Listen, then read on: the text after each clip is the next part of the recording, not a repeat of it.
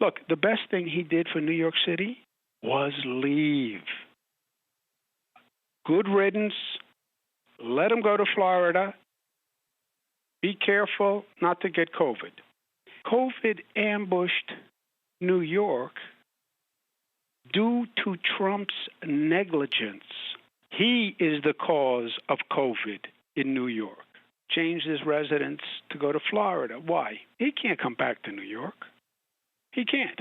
He's going to walk down the street in New York.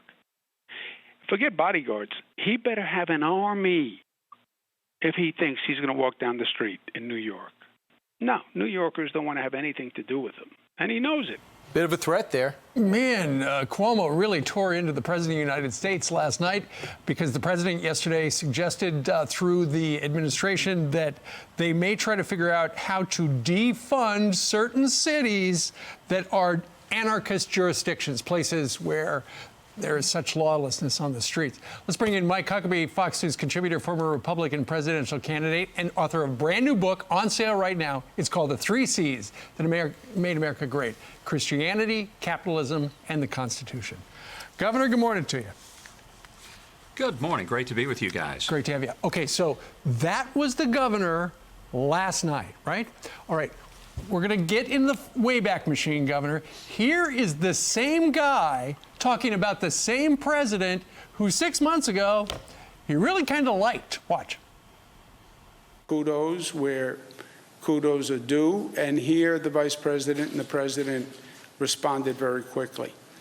So I want to thank them for that. He has been good in delivering for New York.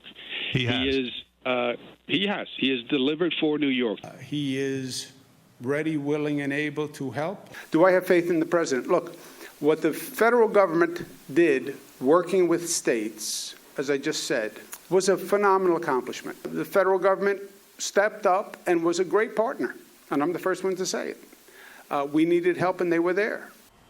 So, Governor Huckabee, can you explain those two different people in the same body? There's a word for it, Steve. It's called hypocrisy. This is a Governor Cuomo who, when he gets what he wants, he's just loving on Trump. But then it's election time, and he's got to play the role of the bad guy, the Democrat who's out there supporting Biden. So now he's trashing the very president that he praised and the very president that reached out and helped him and helped New York. And here's what I think is interesting. When Cuomo says he's going to need an army to walk through New York, truth is, he has an army. He's president. You know what Cuomo doesn't care about? All those innocent elderly people and just single moms who are walking the streets of New York. They need an army to walk through the streets of New York, and they don't have one. Why doesn't he protect them? That's the real story. And all those talk about Trump leaving, Trump ain't the only one leaving New York. Thousands are leaving New York as quick as they can get out of there. The best business in New York right now is the U-Haul business.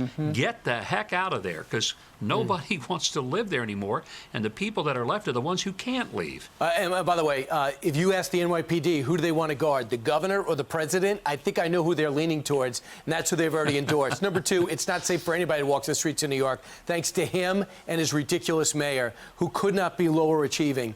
Meanwhile, let's talk about your op-ed for a second. You write this: Judge Trump and Biden by their actions on law and order, not their words.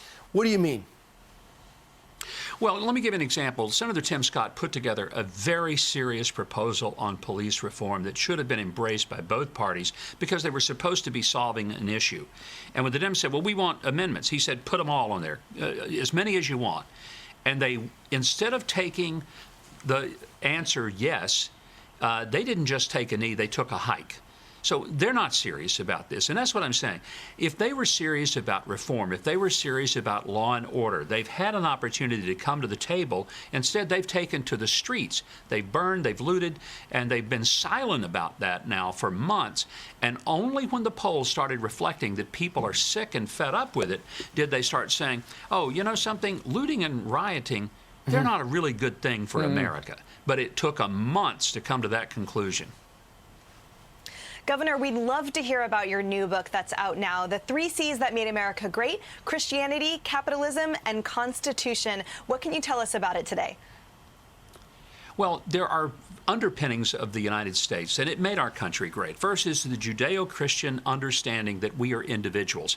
We're not who we are because we're part of a collectivist system. We are who we are because individually God made us, God loves us, God has a purpose for us, and that's an important message that this country was founded on, the idea of individualism, that I'm not stuck where I was started. If I was, I'd be catching chickens down in Hope, Arkansas, living in a rent house where I started. But I'm not. Why? Because there's something about the individual freedom that this country was built on. Capitalism is the idea that I can actually own property. I can pick my own job. I don't have to be, a candle maker because my father was, like Benjamin Franklin's father was. It's why he loved this country. And then the Constitution. What an amazing document. A document that is unlike any other that created the government. And the primary thing of the Constitution is surprising to many people who never studied it, and that is this. The Constitution doesn't tell the people no, it tells the government no. It empowers people and restrains and restricts the government.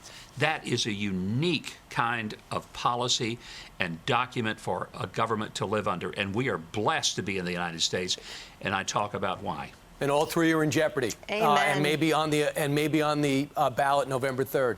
Well, Governor, we love your books. We're glad it's out there. It's available now everywhere. The 3 C's that made America great. Thank you, sir. Thank you. Great to talk to you. All right.